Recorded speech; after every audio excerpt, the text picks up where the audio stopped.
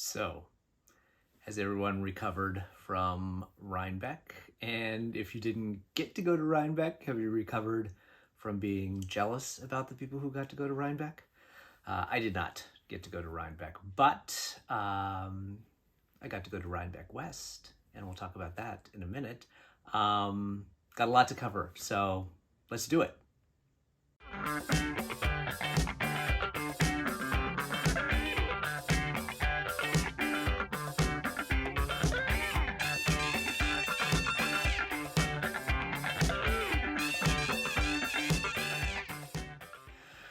Welcome to the Gary Knits, GaryRides Craftivism podcast. My name is Gary, and I'm a knitter and a crocheter, and I am also a cyclist with AIDS Lifecycle. This is my 5th year of doing the AIDS Lifecycle, which is a 7-day, 545-mile bicycle ride from San Francisco to Los Angeles that raises money for the life-saving work of the San Francisco AIDS Foundation and the Los Angeles LGBT Center. As part of my fundraising efforts, I have started a series of Knitalongs and Crochet-alongs, and also have an online fiber auction called D-Stash for Good. We're going to talk about all of those things, but first I want to welcome you to my channel. If this is your first time watching, thank you for joining. I hope you will like and subscribe this episode, and if you are a returning viewer, thank you so much for coming back. I really appreciate all the support that you've all given me. We just hit 500 subscribers, which is amazing. This is my 6th episode, so a little over just under 2 months, or a little over 2 months, I guess, so that's pretty great. And when we get to 1,000, I'm going to try to figure out how to do a live on YouTube, and we'll have some giveaways and do a live episode and have a little more interaction with between me and the viewers, so that'll be really fun. Got a lot to go over this week, and so let's just get right into it. Have a lot of acquisitions to talk about, whips and FOs. Over the last 2 weeks, things have gotten pretty busy. Excuse me, around here. The cultural season here in the LA area has started for the fall, so we had our first theater going out theater event.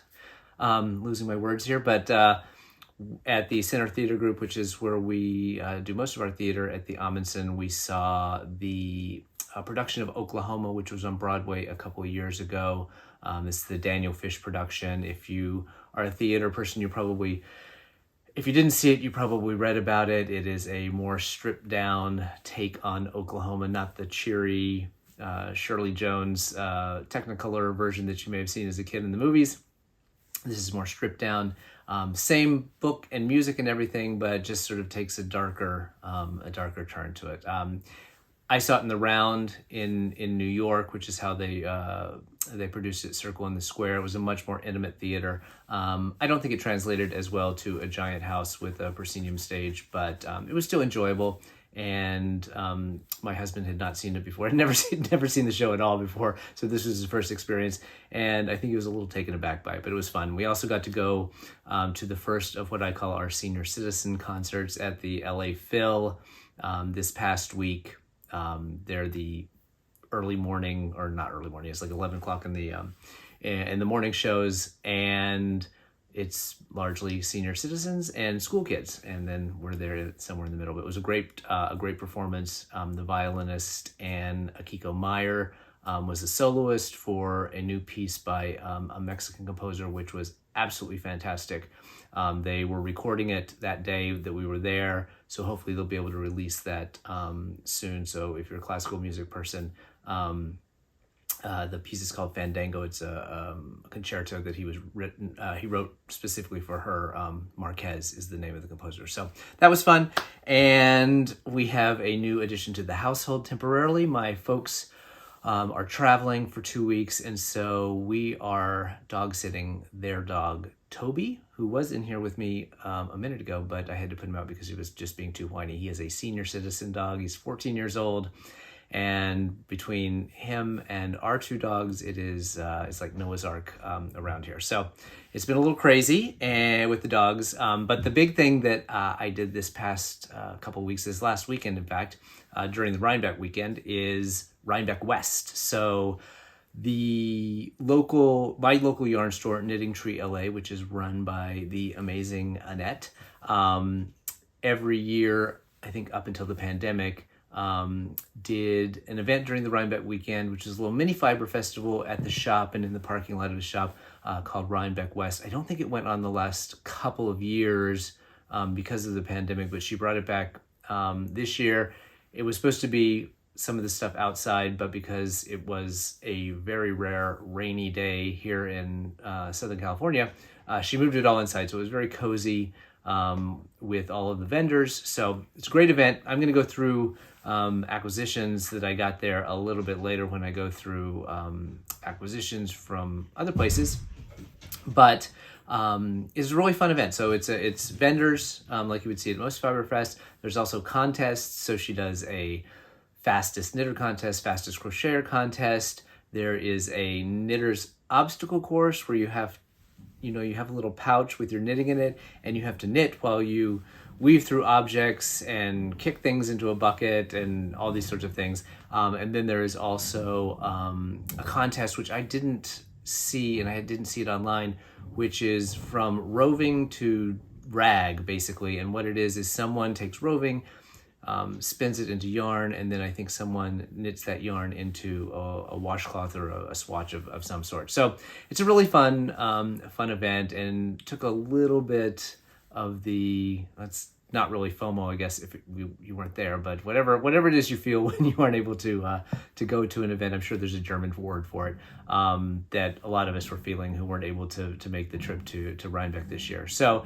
it was a fun event. I got to catch up with a couple people that I have known for a couple of years but haven't seen in a couple of years, and then met some new dyers as well. So it was really fun. I'm going to go through. I got not a bunch of stuff, but I got a fair amount of stuff that some of it's going to be for giveaway prizes, some of it's for my stash.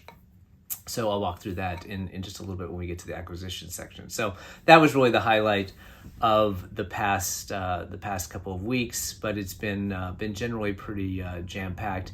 And then coming up soon, in a few weeks, we have Stitches SoCal, which is Stitches events, people who put on Stitches West, which is the biggest fiber festival out here on the West Coast, and was this past March in Sacramento, and I went. They do a smaller version, or I think it's smaller version, here in Pasadena.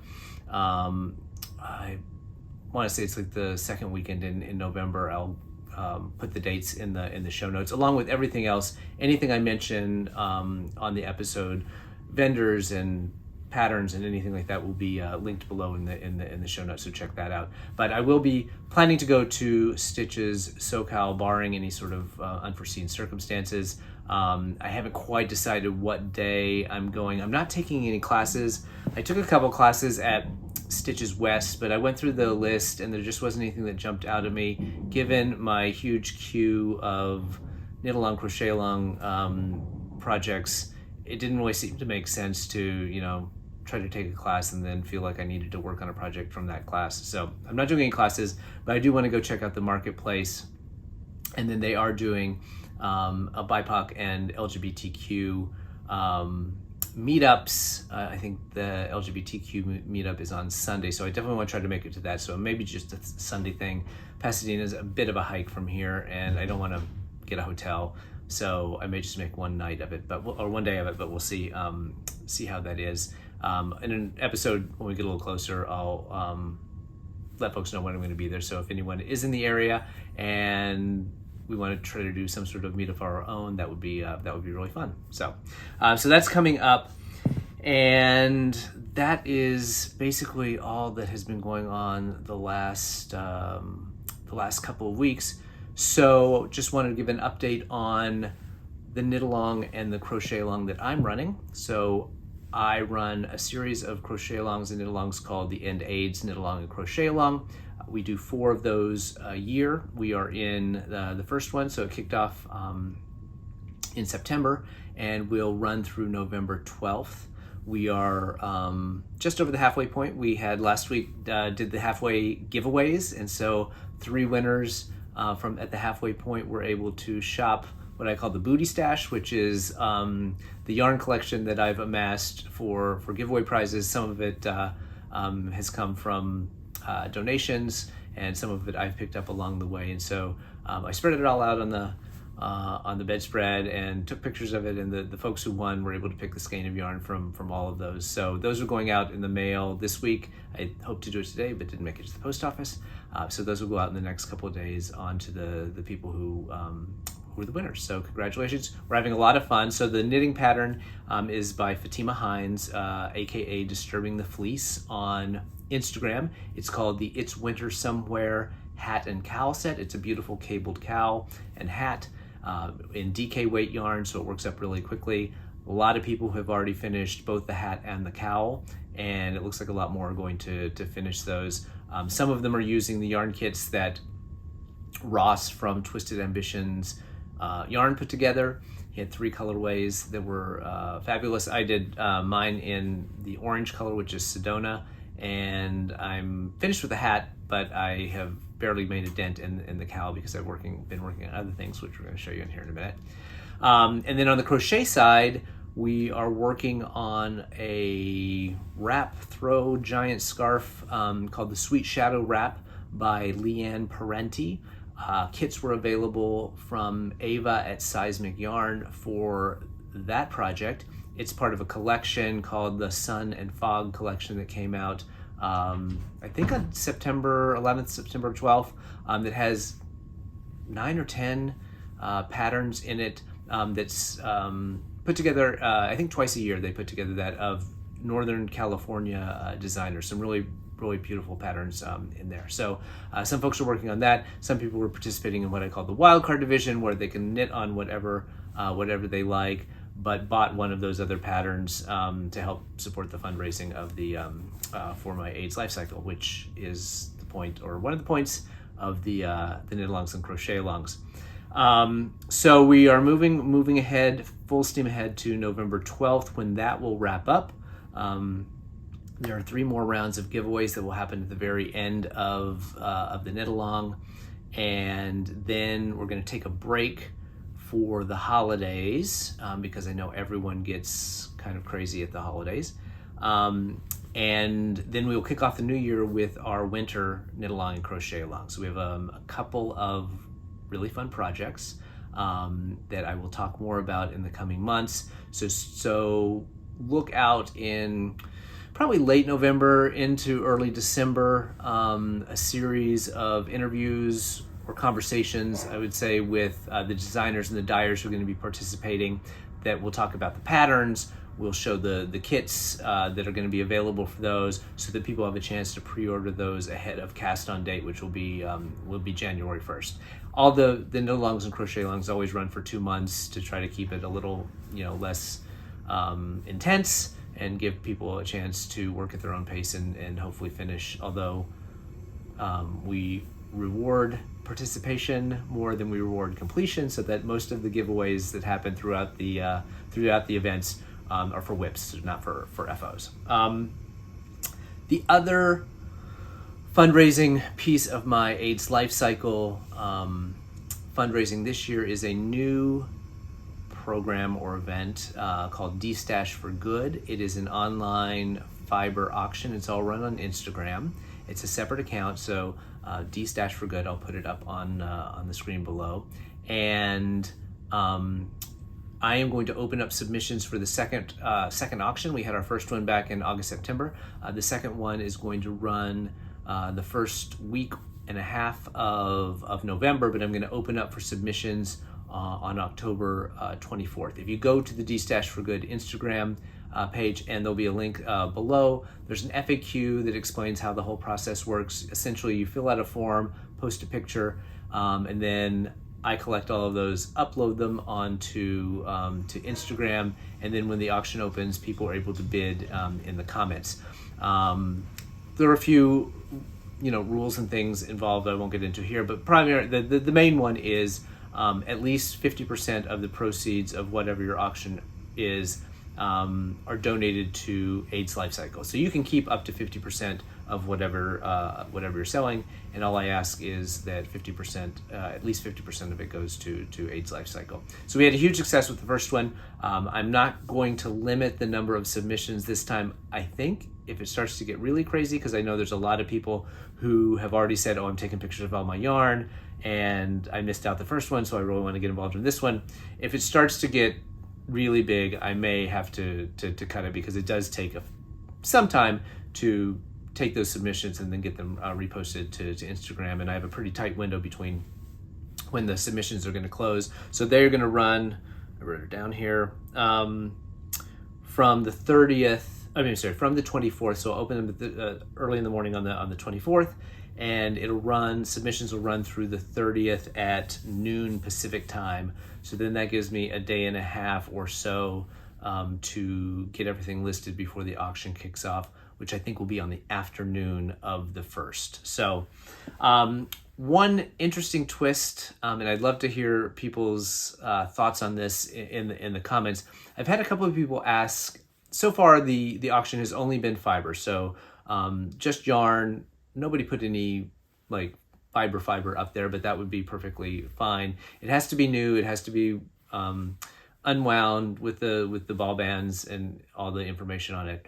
But a couple of people have asked about doing gently used or new project bags, and I kind of was interested in that idea, because I know a lot of bags are high ticket items. A lot of bags are sort of collector's items when people, only make so many of them in a particular fabric or particular, style.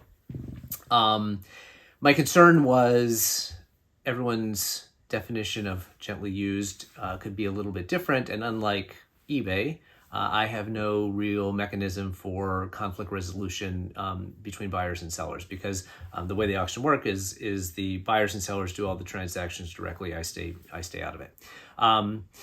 So I did a little more thinking and talked to some folks on the weekly Zoom that we do for the Knitalong, and I'm going to talk about that in just a second. And I think I've sort of come down on, yes, we'll give it a shot this round of the auction, with the caveat that it is totally buyer beware, that there will be no complaining about if you get a bag and it's not what you thought it was going to be. There is no mechanism for getting a refund if the seller is not amenable to that. So I think that I'll just have to be very, very clear that you're buying things as is. If you have any questions about the condition of the bag that you're buying in, ask all those questions from the seller in the bidding process. Get close-up photos if you need more information, and if you feel at all uncomfortable about what you're going to get, don't bid, because I just don't think there's a really easy or fair way for me to get involved in those transactions and make them right. So if people wanted to try to negotiate that on their own, but that was my main concern on doing something that wasn't a brand new yarn project or brand new yarn item. So we'll give it a shot. I think if you have thoughts on this, please again drop a comment below. I'd love to hear if anyone has any better ideas of how you might deal with this particular issue in doing that. But I do think it would be fun, because there are certainly project bags that I've seen in different podcasts and things like that, and of course then by the time I get to the website, they're sold out and I couldn't get one. I've never yet been able to get my hands on a Black Pearl Magic bag. Every time I go, they're like sold out. So I know they're high demand items, and so I think that would be a great thing, a way for people to clear out some of their project bags if they wanted to, and make some money and help my fundraising as well. So if you have thoughts on it, drop it below, because I'd love to hear if there are any better ideas on how to manage that that issue, which I think is the main issue that I have with trying to do that. I said I was going to mention the Zoom. So every Tuesday at 7 p.m. Eastern time and 4 p.m. Pacific time, we do a Zoom call with anyone who is participating in the Knitalongs and Crochet-alongs. We have a really fun, friendly group. We love to see new people. We just sit around for, I don't know, usually it's 90 minutes before I have to jump off to start cooking dinner, and just talk about what we're working on, talk about anything that's going on in the knitting world, and just to get to know each other a little bit more than just an Instagram handle on Instagram. So putting faces and voices together. So it's been really fun, but I know a lot of people can't join because it's the middle of the week and dinners have got to get made and kids have got to do their homework and there's things going on to get ready for the next day. So I want to try each round of the Knit-along, Crochet-along to do one on a weekend. So anyone who might not be able to join us during the week might have a chance to join us on the weekend. So we are going to do a Zoom on the 5th of November. So that is a Saturday, the 5th of November, starting at 2 p.m. Eastern time. Again, we'll probably run it for 90 minutes or so, just see how everyone's feeling. So if you haven't been able to make one of our Tuesday Zooms, please try to join us on the Saturday Zoom. It'll be a lot of fun, and hopefully we can meet some new people that way. So look forward to doing that. And I went through all the D-Stash stuff. So I think it's time to actually start talking about some knitting. And I have 2 FOs and 2 whips. There it is, sorry.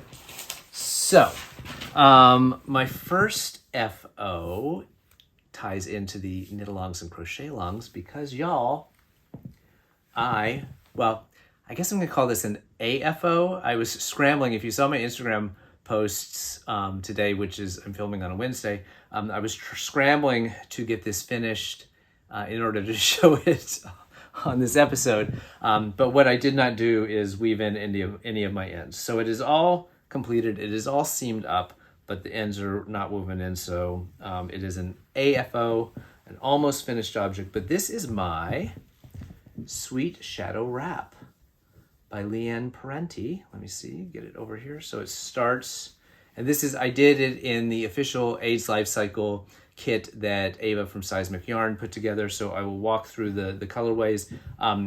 If you were unfamiliar, it is a 5 skein fingering weight wrap, granny stripe wrap that is marled. So you hold 2 strands together and you then rotate through the colors. So it starts with this dark blue and purple, which is dark tanzanite. And then you blend that with Dracula's Cape, which then in the second panel is held two strands of Dracula's Cape together. That carries over and then gets marled with Mother Must Go Now. And then that is held briefly by itself and then gets blended with Daydream, which is this gorgeous pink, and I call it pink lemonade. It's this pink and yellow color.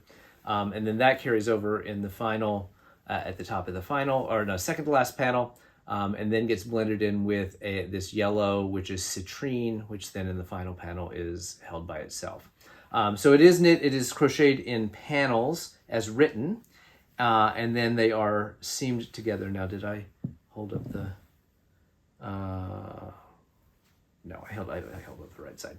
So it is seamed together, and it does present a little bit of a. I absolutely loved this pattern. It works up so quickly, and Ava's yarn. I rave about it every time I have a chance to talk about it. It's her butter, seismic butter base. It is so squishy and so soft, and holding it double just creates just this amazing fabric, and. Yeah, I've absolutely loved working on this pattern. It was very fast to work up. Now the seaming, because of the way the color placement works, it does create some challenges. Now on the right side, I don't think it's as noticeable, but on the wrong side where the seaming is done, because you're doing some lights and darks together, you can see some of the seams on the back side, but I don't think that's going to be a big deal because it's so variegated to begin with. But I really love how it turned out. And I think once I get it blocked and it gets a little bit wider, I think it's not going to block too much, and get the weave ends weaving in. I think it's going to be really, really great. So I'm very excited. It's hefty, it's heavy, and I think it'll be fun to wear. Since I mainly wear drab colors, this will be probably the brightest thing I have in my wardrobe. So it is interesting. So the way that Leanne wrote it to run the patterns, to run the color changes up and down each panel. I've seen a couple of folks who are making it in different ways. One of the people making it, and if you search on Instagram for the hashtag End AIDS KAL Fall 22, which is how you post your photos for giveaway prizes. But if you search through that, you'll see some of the different different versions of it. But I've loved everyone I've seen. Someone is doing it in a ombre Lion Brand mandala type of yarn that color changes up way, and has done it as one continuous piece. So they kind of took the pattern and re-engineered it a little bit as one continuous piece. So the color change goes up there. This way, someone else is doing a very similar thing manually. So they're using the marling technique, but they're doing the color changes up this way. And I think if you go to the Ravelry page, one of those people have already saved, they're finished, and they've saved their photos. And I'm sorry that I've forgotten the name of the person who did that. And I believe in their project notes, they've actually written down what they did, like how many foundation chains they did, where they did the, you do these sort of funky decreases right off the bat at the bottom to get these pointy bits. And they've written, they've not rewritten the program, rewritten the pattern, but written down how they adjusted what Leanne had written to make it a single piece. So I'd really love to make this again and try that way, because I think it would look really cool in one of those gradient yarns up this way, because it's a really granny squares or granny stripes, granny squares. The clusters are just so fast to work up. I think I mentioned in the last episode, I was basically able to start and finish all the panels while we were on vacation, and wasn't having a whole lot of time to work on stuff, just sort of in the evening and then on flights. So highly recommend that pattern, and check out the project page on Ravelry if you would like to do it in a gradient this way, to check out those those project notes to see how that was accomplished. And now you can hear Toby whining and barking outside the door because he wants to come in and join this episode. So my second FO is a hat. It is the Ross hat from Smells Like Yarn. And I started this after having worked on the Westknits Mystery Knitalong for a couple days. And we're going to talk about that in a minute. I had started a hat in this yarn. So this is in Knit Picks Swish Bulky. And I had started this on vacation, a similar hat, but the needle size I had was not giving me a fabric that I thought was going to be warm at all. So I ripped it out and restarted it just this last week. I mean, it only took me a couple hours to do because it's bulky weight yarn. But I wanted it to send off to Warm the Line. So if you watched a couple episodes back, I mentioned Warm the Line, which is an organization that collects cold weather items, so hats and scarves and mitts and things like that, and is going to be distributing those to voters in states where voter suppression tactics are causing folks to have to stand in long lines in possibly cold weather to cast their votes in the midterms. And they collect these things and then send them out to different agencies in battleground states where they're likely to be needed. I did it in green because I think that is the color that is coming to represent reproductive rights, and so I thought that was appropriate as well. So again, this is the Ross hat from Ross. It Smells Like Yarn. really fast, simple pattern, and I'm hoping to get another. I have a little bit left of this skein, but I certainly have more bulky weight yarn, and I'm hoping to get maybe another one done as well and get these out to warm the line before the midterms, which are fast approaching. So that was basically a little bit of a palette cleanser, not a palette cleanser, but a bit of a break from the mystery knit along, which we might as well. Well, let's talk about two other whips before we get to the mystery knit along, because I feel like I need to spend a little more time on that one. Given that it is spooky season, I thought I would show another whip that I am calling the Monster Blanket that I picked up again this past week and did a little bit more work on it. This is a gift for a friend of mine who had seen. I said I wanted to make you. They had a new apartment, and I said I wanted to make you something for your new home, and how would a throw work, and that sounded great. And I said, here's some ideas I have. Well, they found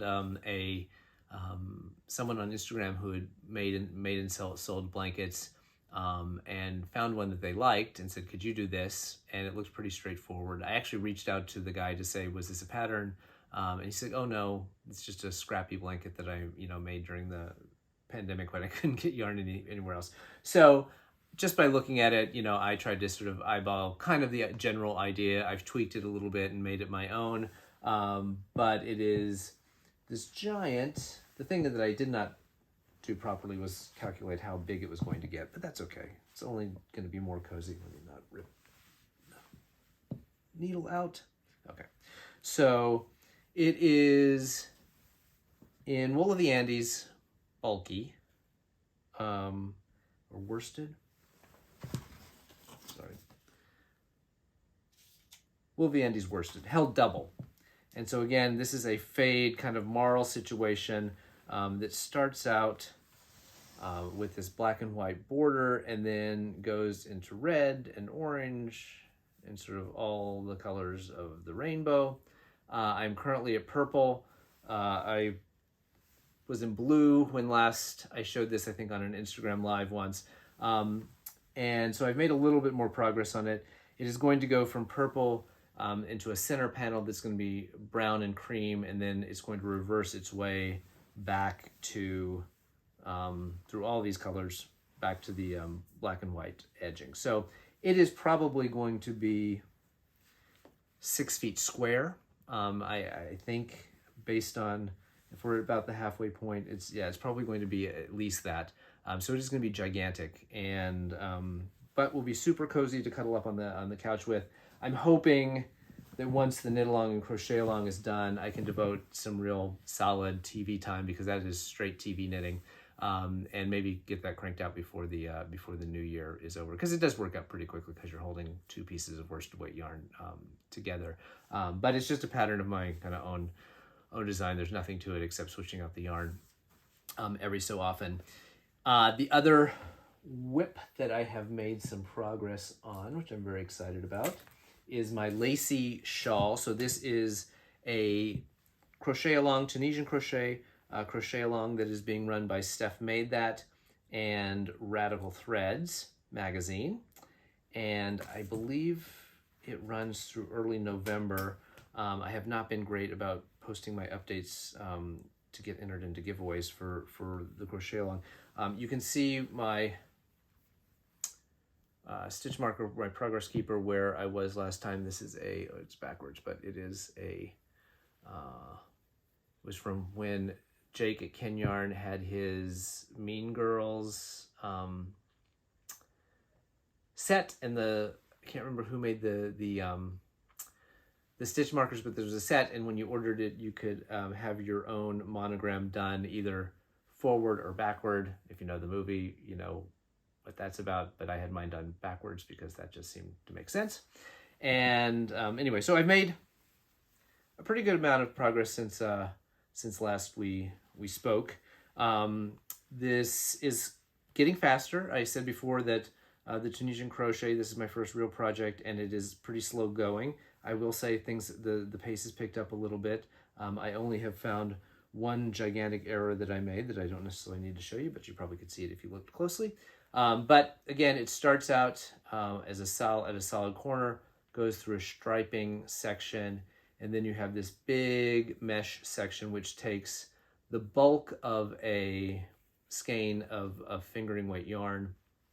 You leave, I think, the last 10 grams or so of the ball of fingering yarn, do another stripe section, and then it ends in a solid, which is going to be this rust color from Zakami Yarns, which was part of a yarn bouquet.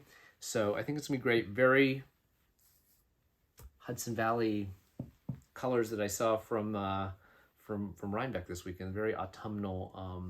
So I'm hoping that I can get into the stripe section. I weighed my yarn. I don't have a ton left on the ball, so I think I'm getting pretty close to the 10 grams point, at which point I'll switch over and start doing the stripes again. The main color there is Feisty Fibers Spite in fingering weight. The green was Magpie Fibers Singles in Tactical that was left over from my shellography from last year's Mystery Knit-Along. And then I mentioned the Zakami yarn, the rust color that's going to be the final contrast. So looking forward to getting that wrapped up in the next few weeks. I don't know if I'll finish it by the official deadline, but it'll be pretty close. So I'm feeling pretty good about that. So let's talk about the elephant in the room.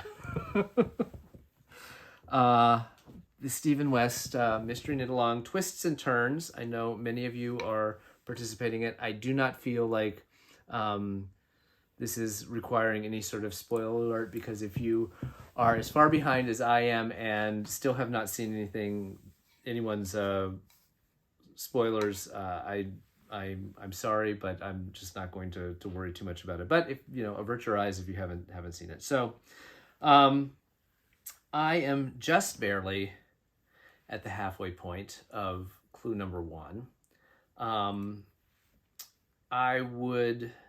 So let's talk about the yarn first. So these are my two main colors. The dark is in the pattern main color, and the light gray, pale white, whatever color you think that is my contrasting color. The olive, gray olive is from Brujeria Lana, and the color is Blendaje. I always say I forget the color, but I looked it up today, so it's Blendaje. And I don't think she's dying right now, as I've said before, but it really looks olive. In certain lights, there's like a little bluish hue to it, but it's sort of a gray olive. And then the very pale gray or off-white, depending on how you're looking at it, is from Thought to Thread, and it is Novel Pages is the colorway. So I'm struggling with this. I think part of it is color choice. I think part of it is just this first section was much longer than I remember last year's, and not particularly fun knitting for me. I've made every dumb mistake that you could make. I've bound off the wrong section, so I've bound off the solid section and then gotten to the next section and had to go unbind off.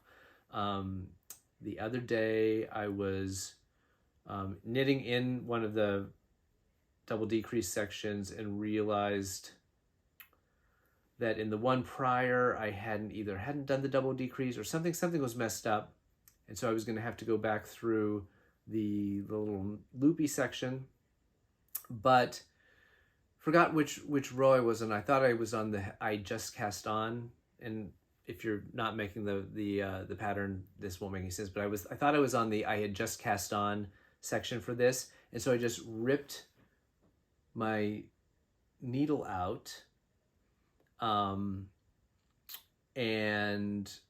then I realized that I was in the second row of the little noodles, and that meant I had to tink back one entire row to get back to the part where I could cast on and then re-go through the whole thing.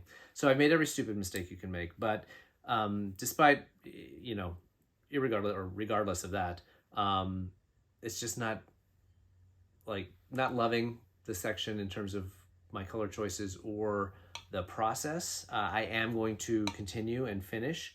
I'm not feeling at all pressured to do this on a timely basis. I still have, I think, 6 repeats to go before I get to clue number 2. But I did get to this point. This is only my second mystery knit along, so I don't know if other folks have had similar experiences who have done more than one of these. The reason I'm continuing on, one, I don't necessarily think everything needs to bring you joy, while you're knitting it. I think there are certain projects that I've knit on that, have been a struggle, and by the end of it, I've appreciated the struggle and the end result.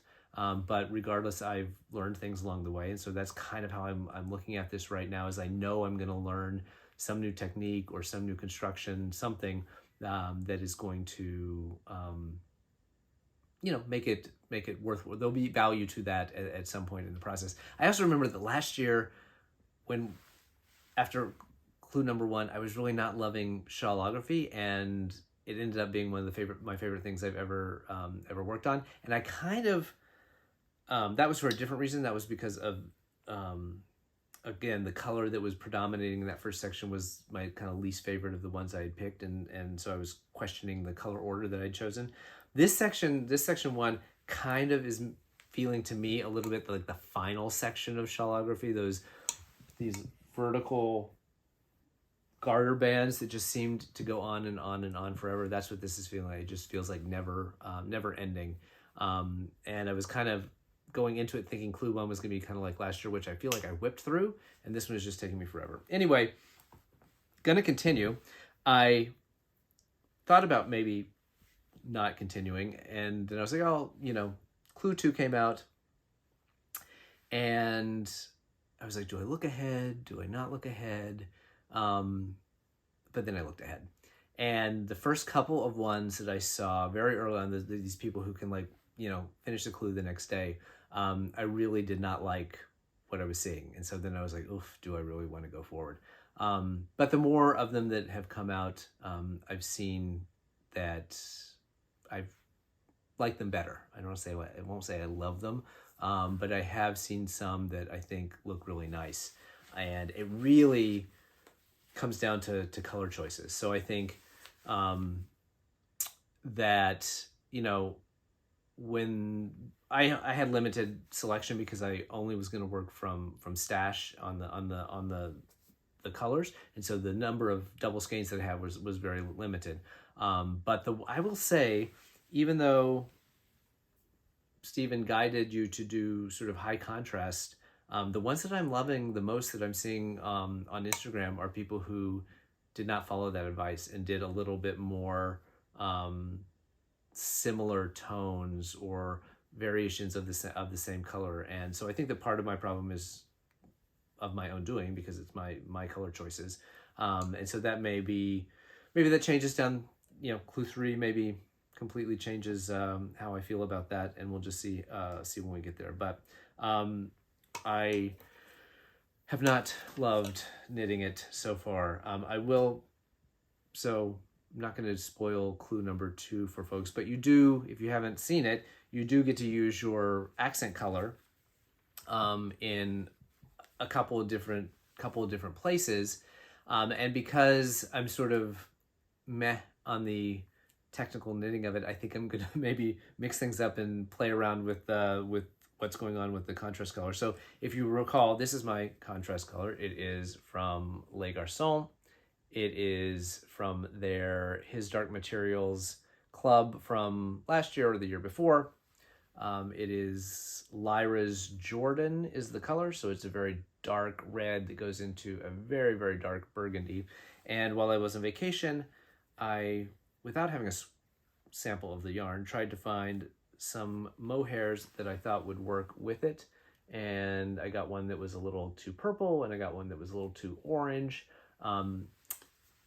But because clue 2 has places to use this in sort of, I think, three different spots, I was thinking about maybe using them both and doing one of the spots maybe solo, and then maybe one of the spots on each with one of each. What I think I'm going to do, since I'm so far behind, is maybe knit up little swatches of each one to see if they're going to look really weird on either side of just using the yarn by itself. But I thought I'd play around with it. The other thing I have, since we're just going to go nuts now, is I have this magpie silk mohair that is sort of a brownie olive, and I thought that maybe at some point I'll just throw that in with the blindaje and have mohair all over the place with this pattern. So I'd love to hear other people's thoughts on. We had a whole conversation about this on the Zoom call this week, and some people were really loving it. Some people are less excited about where they are so far. But I think everyone was committed to sort of continue working on it. But it's just going to take me a while, and this may be one that even carries over into the spring when we're doing our Choose Your Own Adventure knit-along and crochet-along. That may end up being something that I work on during that time, because I have the big blanket. I have another blanket that I need to get started at some point that is for a friend who is graduating from high school, and to send off for her graduation gift and take to her dorm. So I have two big projects that I need to start working on, so that one may get pushed to the wayside. But I'll still do a little bit here and there. I got a couple of rounds done last night. So that's it in terms of whips. I do have another crochet whip that from last year's crochet along that I had put aside because I didn't get it finished in time for what I wanted to do. But I'll show that on another episode. But that's it for the actual knittings and crochetings. So let's talk about acquisitions.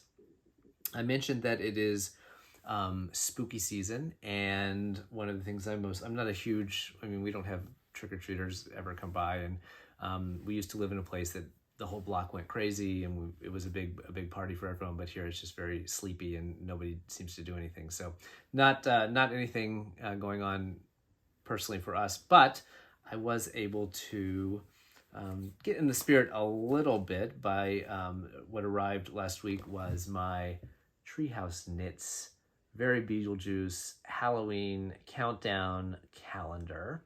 Lauren at Treehouse Knits, if you are unfamiliar, is one of the best out there.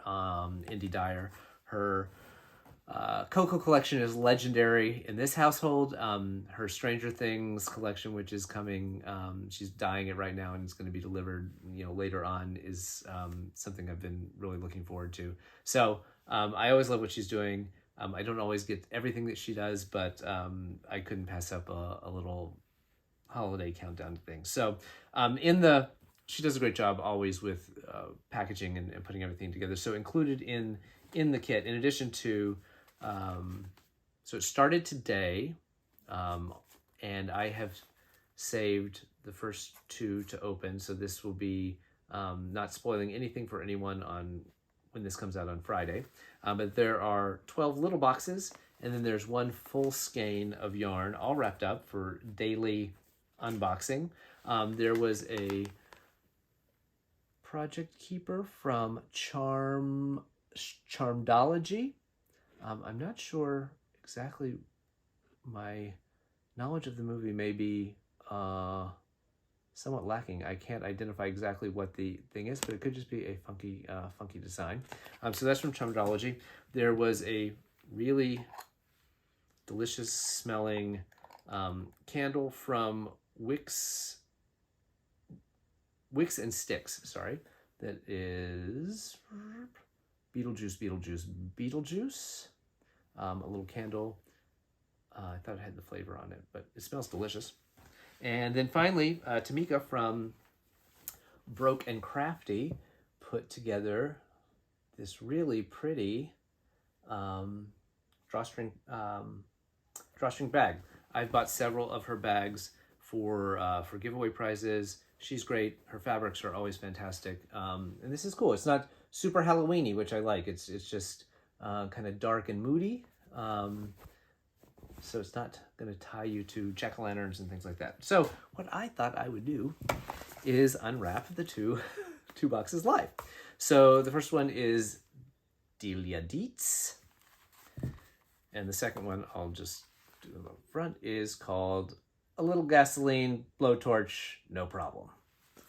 So Beetlejuice kind of feels like a mini skein, just the weight of it, and it is a little mini skein of kind of a pale pink tone. Get it out of my face there. Pale pink tonal, very pretty.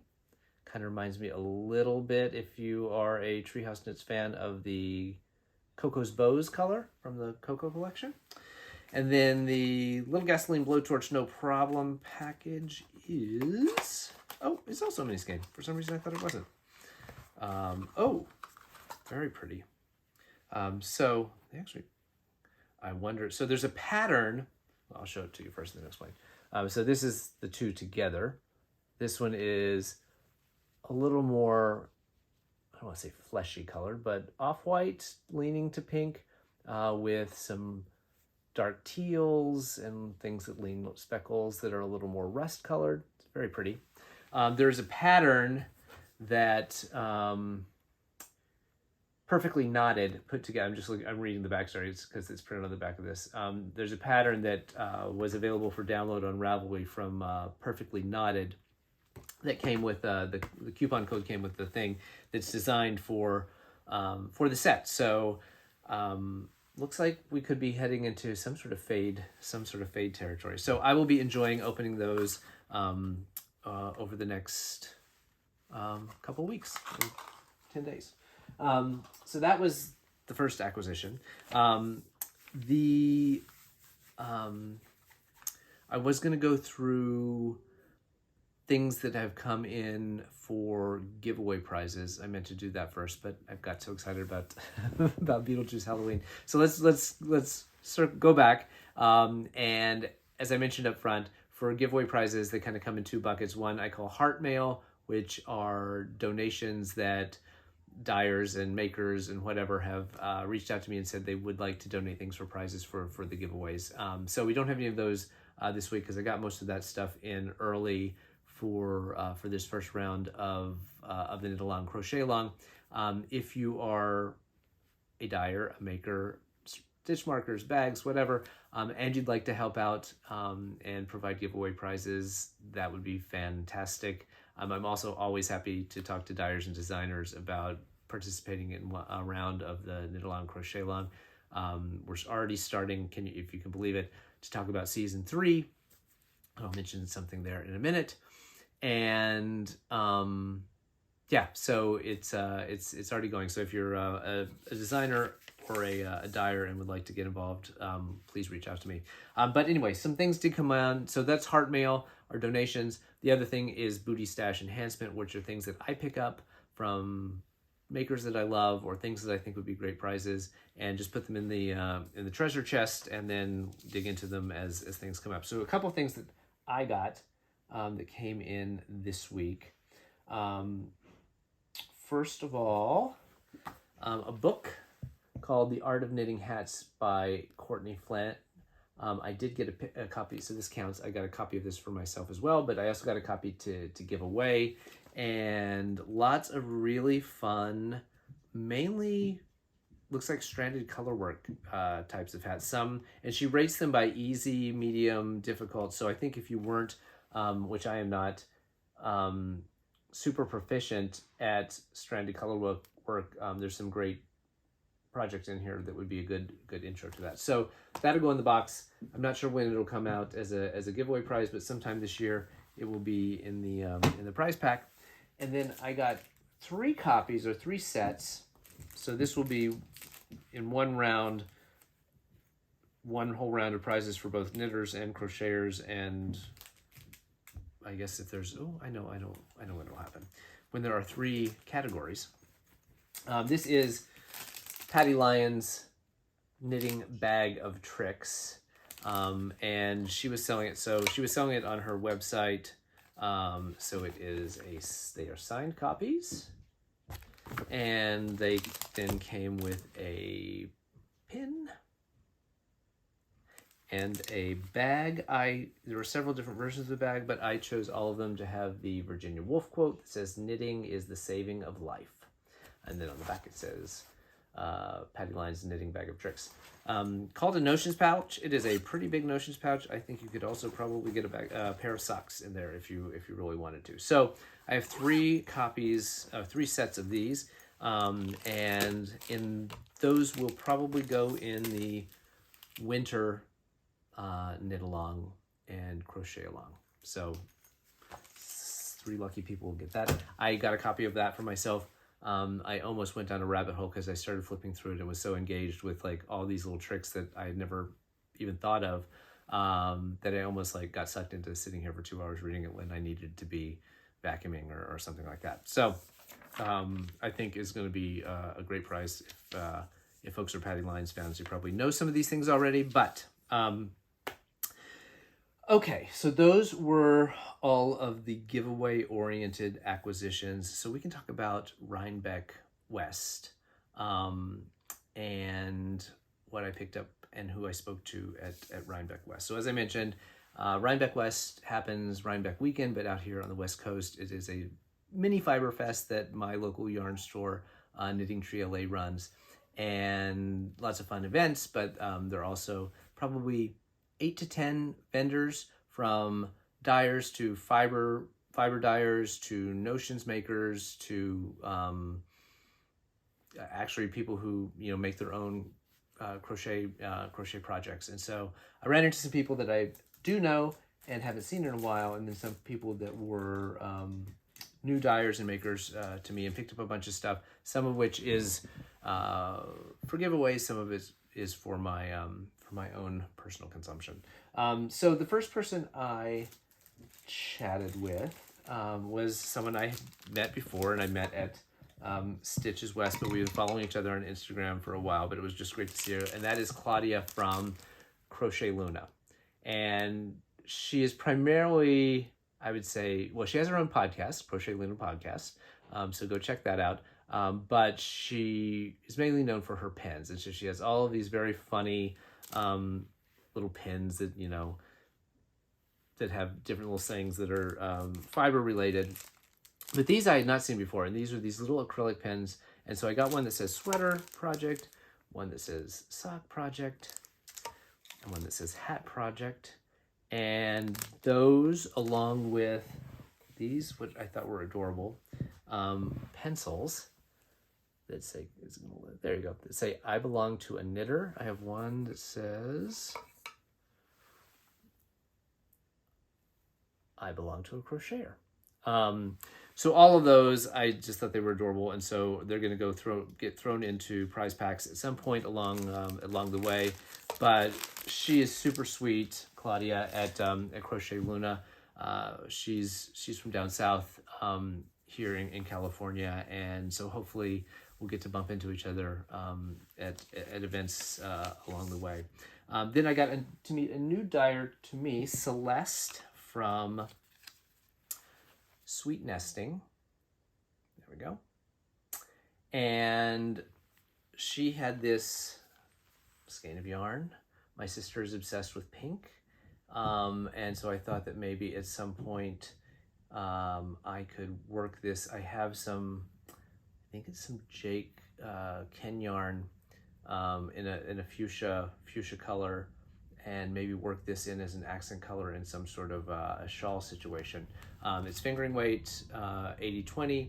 She told me that she names all of her yarn colors based on some toy or some little collectible thing that her kids gets, that are little unicorns that come in blind boxes, and you don't know what they are until you open it up. And so this one's called Electrico, and it was one of those unicorns. So I had to let Toby in because he was barking outside. Anyway, so that was Celeste from Sweet Nesting. And the next person that was there was my friend Jamie from Parlez-Vous Crochet. So she makes all sorts of fabulous crochet apparel and accessories and things like that, but she also makes and sells these do-it-yourself crochet earring kits.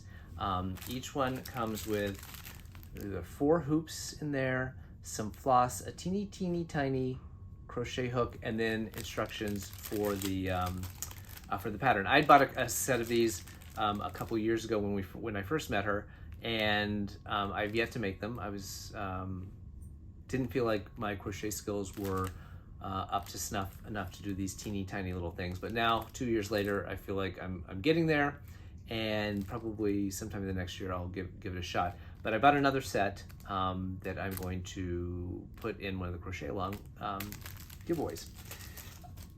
In terms of dyeing yarn, the next person I met was Sheila from Unique with Fiber.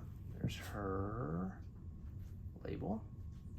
Bought this really cool slub fingering weight yarn that I think I'm going to use for my mother to make one of the single skein shawl patterns. So either the Reina or this new Hohi pattern that just came out this year, and do a single skein shawl for her, because these colors I think are pretty much right up her alley. The other thing that Sheila at Unique with Fiber did was she took some of the little drawstring project bags that Annette from Knitting Tree LA had made up for the event to sell, which I was going to grab one anyway, but she ice dyed them.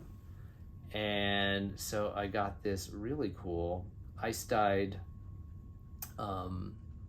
little drawstring knapsack project bag, which I thought was super cute. And she only had a handful of them, so I just grabbed one as soon as I went in. And Sheila and I had met before at an event at Knitting Tree LA when Gregory Stitch was in town, and he came and spoke to everyone there. Also on the notions or little accessories front, and also for giveaways down the road, Jen from, well, her company is called Children of the Rice, but she is Knitting Takes Balls on Instagram. These little, almost like Scrabble pieces, pens. So I got one that says Procrastinator, and one that says I love sheep thrills, and one that says bitches get stitches. So those will also go into the prize pack. But both Jen of Children of the Rice and Claudia of Crochet Luna were super helpful for me. I think, as I mentioned before, one of the things I hope to do in the next over the next year is I'm working with a graphic designer right now to put together some merchandise, so stitch markers and stickers and things like that, to one, use as giveaways or thank you gifts for donors for my AIDS Lifecycle, but also to sell as another fundraising mechanism. I should mention, and I forgot to do it at the top as I have before, that my link to my AIDS fundraising is in my bio. It will also be linked in the show notes below, where you can donate directly. I also have a Ko-fi page for small dollar donations if you would like to rather do it that way. And you can follow me on Instagram at GaryKnitsAndRides. I will get better about remembering to mention all that stuff up front. Anyway, so those were some of the things that I got that are going to go into prize packs. More dyers that I met, that I have met before. Lindsay from Olive Fiber Arts. She went through the color mentorship training program at Knitting Tree LA. So I think each year, Annette teams up with Nicole Frost of Frost Yarns and trains people over an extended period of time on all of the different techniques to do hand-dyed yarn.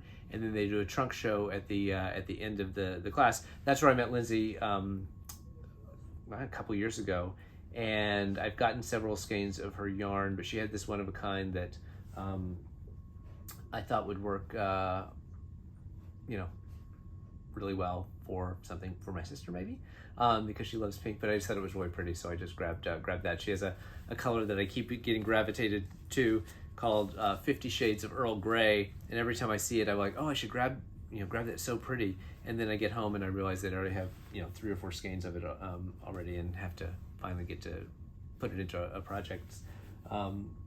The other dyer from the mentorship program that was there is Nandi from Chroma and Psyche, and she and I chatted for a long time, and she had this really pretty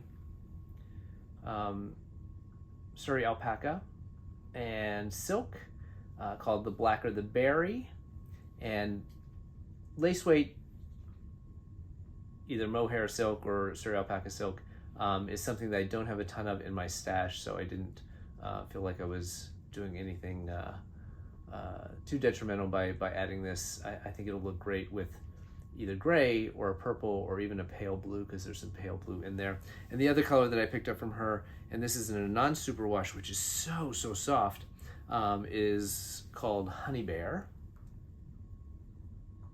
Again, very autumnal, 100% non-superwash. So that is Chroma and Psyche, and she and I talked for a long time, and both she and Lindsay from Olive Fiber, we sort of started the initial discussions about maybe having them do some dyeing for one of the Knitalongs and Crochet Longs. So that would be fantastic, because they're local, and they're relatively new to the game, and so it'd be really cool to work with a new dyer on some of those projects. Then I think that was it from Rhinebeck West. The only other thing that came in the mail was my Lola Bean Yarn Co. collab with Fatima of Disturbing the Fleece for her Knit Stars Masterclass, which I think just closed up this week, on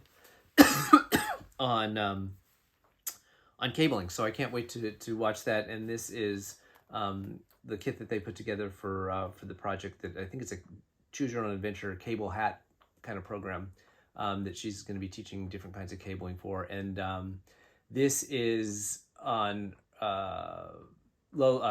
Adela's green bean base, so it's 75-25 superwash merino and nylon, and the colors are fleece flock, which is the teal. It's kind of hard to see here, but it does have lots of little flecks in it, and then fleece flock after dark. So if you are a follower of Fatima Disturbing the Fleece on Instagram, you know Fleece Flock and Fleece Flock After Dark. So I'm really excited for that, both that class and to use this yarn. It's very, very, very pretty, and they work really well together. So that's it in terms of on acquisitions.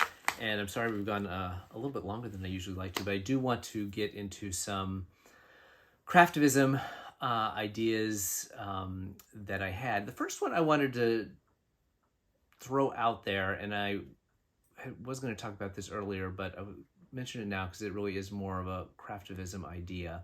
And I'd love to hear your comments below. I mentioned Knit the Rainbow last episode.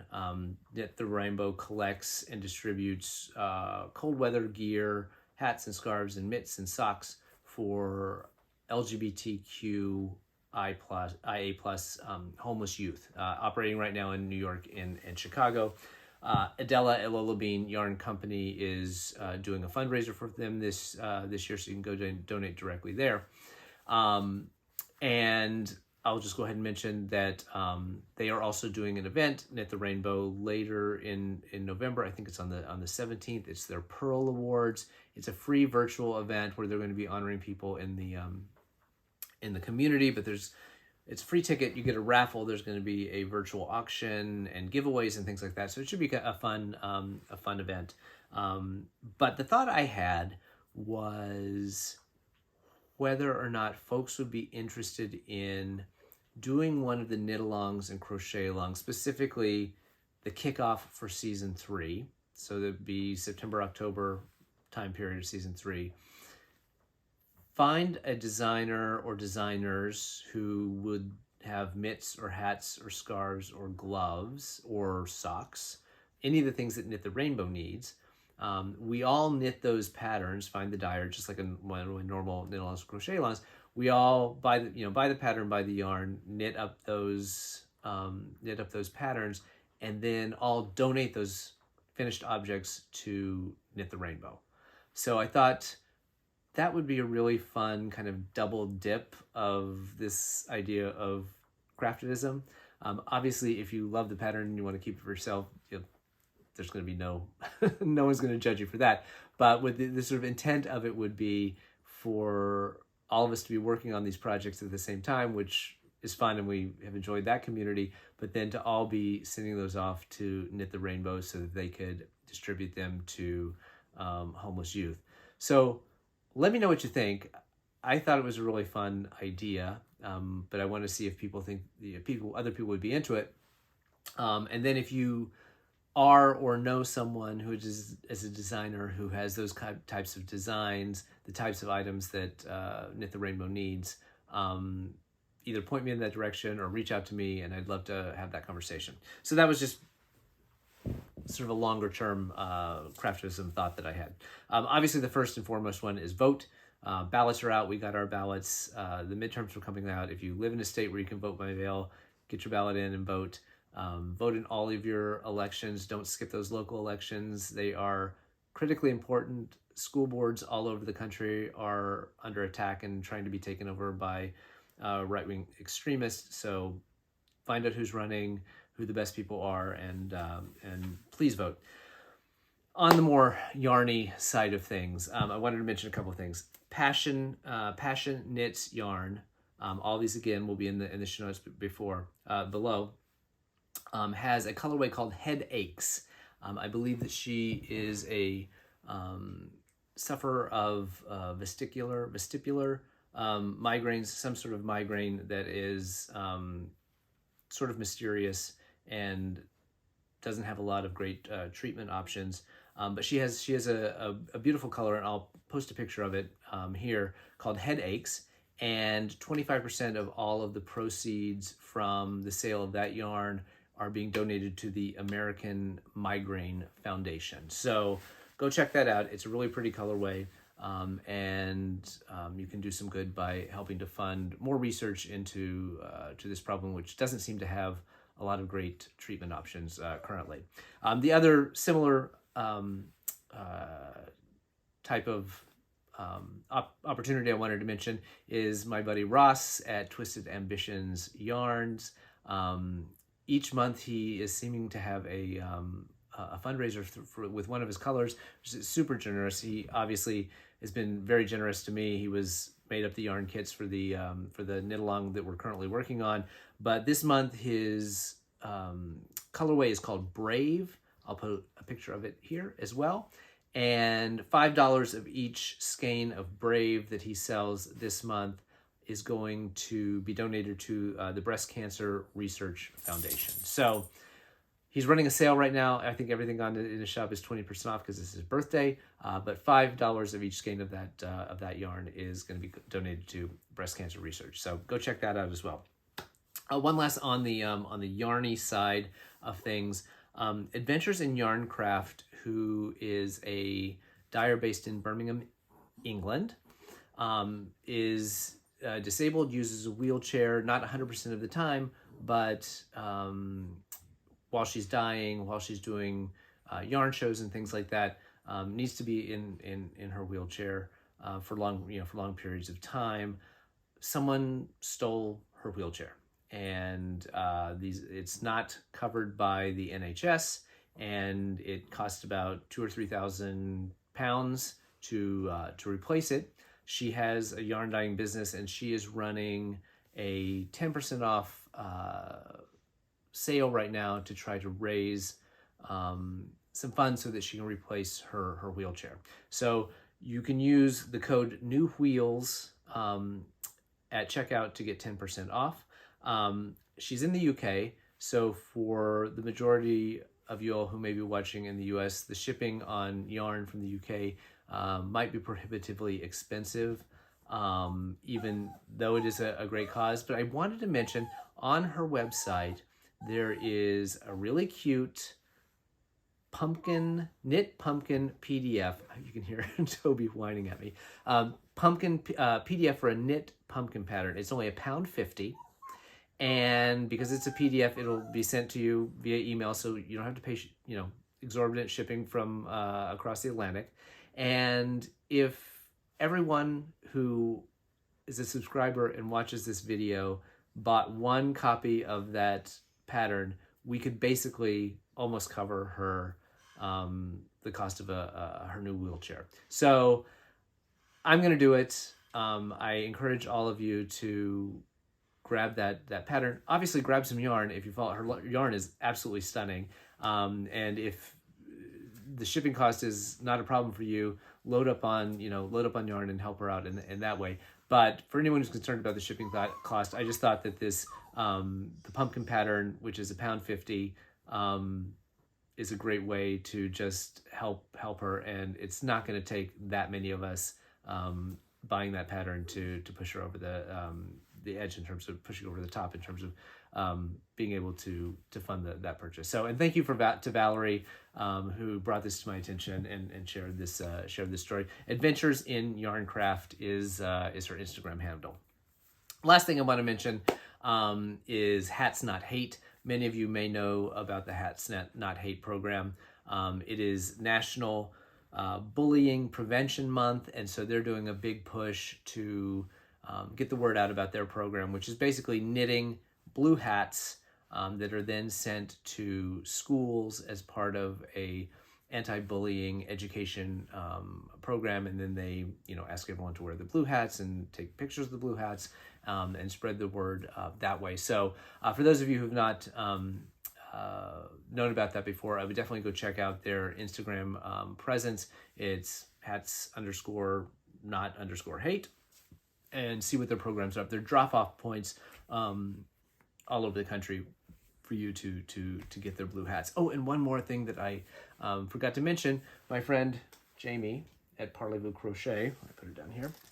I mentioned last week that she is starting a hat drive for ovarian cancer, for ovarian cancer patients, ovarian cancer survivors, people who've been touched by ovarian cancer, and is asking for folks to knit hats in teal, which is the color, the ovarian cancer awareness color, and go to her Instagram page and you can find out how to get those to her. We have until April to get those in, so I'm going to mention it again in a later episode, but I ran into her at Rhinebeck West, got a little more details. So any soft yarn, acrylic, cotton, something that's not going to be scratchy on the head, and then we can collect those through April, and then she's going to get those distributed. She also has a couple of other things that she's working on in support of this cause that I will talk about as we get closer to the day. So she's doing a lot of great work there. So that is it for me on the Craftivism side. I apologize that I went a little bit longer than I normally like to, but I really appreciate you taking the time to sit down with me for a little bit and see what I'm working on, see what's going on in the rest of the community where we can make some things and do some good. I appreciate it. I'll see you in a couple weeks. Thanks. Bye-bye.